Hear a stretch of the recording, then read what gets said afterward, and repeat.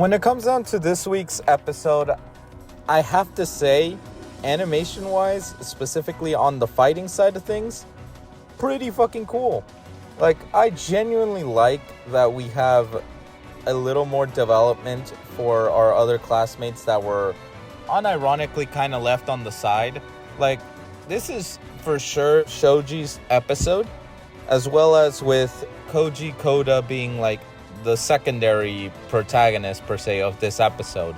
Because the two have a development, with it just being Koda having not as much screen time as Shoji. And it's all because Shoji represents this whole racism arc, which, by the way, could have been developed a little more if we had maybe a mini arc related to this to expand more on it.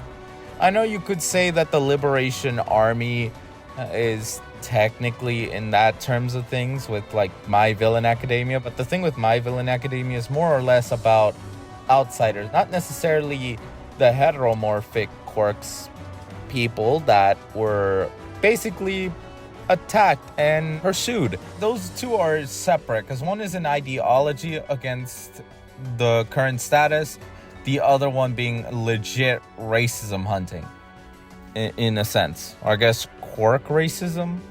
I don't know, however you want to go about it. And the way this episode went, I mean, look, I find it interesting that the one Shoji represents the main ones of their change. We can't let the hatred that's thrown at us be what defines us in the future. So essentially, don't let that hatred beat you. As well as the fact that you have Spinner, who isn't even on his right mind at the moment, thanks to All For One and his meddling, giving him a giant quirk that essentially is kind of making it hard for him to fully think, unless he's like completely enraged. But even then, that's not clear thinking. But Spinner's side is, it doesn't matter what we do, we're constantly hated. We must stand up and essentially take them down, take the people down who caused all this pain for us. And you see two different ideologies. The problem with this is, one, not necessarily this, the whole plot, is that we're getting this at the final arc, where we could have had a mini arc completely revolved around this, giving Spinner a little more time to develop this side of things.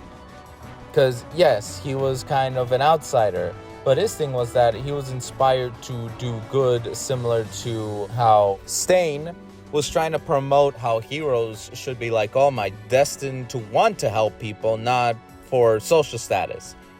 And that was mainly what Spinner was. He was that, but in a group of people who want to do harm, because Dabi is a bitch and just has daddy issues, and he wants to burn everything to the ground that's related to Endeavor. Shigaraki is clearly just someone who wants to destroy everything. And it makes sense with its upbringing, but it's still someone who wants to destroy everything. The only ones that really weren't as much is, you could say, Mr. Compress, who, I mean, we don't get as much into his motivations aside from continuing the family legacy. And then Togo, she just wants to be her true self, which makes sense. These are examples of just what Spinner was the loyal friend of Shigaraki, but that's as far as we saw it. So when you bring in this whole plot point, then yeah, you might have a few little problems come in here and there. Like, don't get me wrong, the idea is solid. It's just, there should have been more development. Like with Shoji and his backstory, we could have definitely gotten maybe a mini arc with these other characters that weren't like Deku, Bakugo, Shoto, Ochako, and those are the main four that was focused out of the class. Like, we do have some outliers, however, as I said, Shoji gets his moment to shine, and he shows that even though he was like assaulted and all this and that, and the scars kind of tell one story, a lot of it is that the scars he has is because he saved the girl with his powers, and this completely allowed him to have, well, a good memory, but one that allowed him to overcome the hatred he had towards the ones that hurt him. Which, I mean, for Spinner, alternatively, he had nothing. He genuinely was ostracized. And I like the idea of these two fighting, but unfortunately, they only go with ideals. It's not like something with Shigaraki and Deku out there, quite literally their predecessors, chosen ones.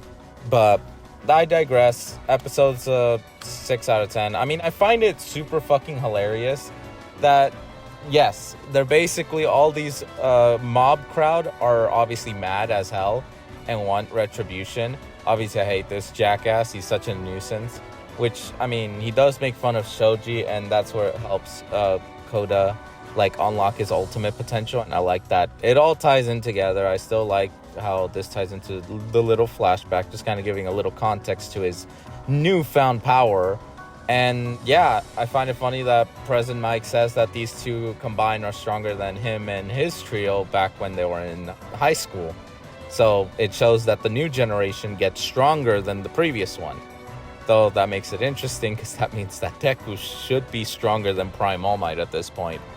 But yeah, I do find it endearing, a lot of this. I just, animation's really keeping it high up in terms of my ranking of the episode. But I think the story could have fit a little more if there was more in depth on this topic, per se. Like, look at fucking Mineta. Dude called him an octopus, and that was just because of the way he looked, not necessarily out of malice, and he still apologized. Granted, though, he was the one that said this, where I'm showing you right now, like, okay, Mineta, like, cool your fucking horses. But, yeah, it was an okay episode. I'll give it that.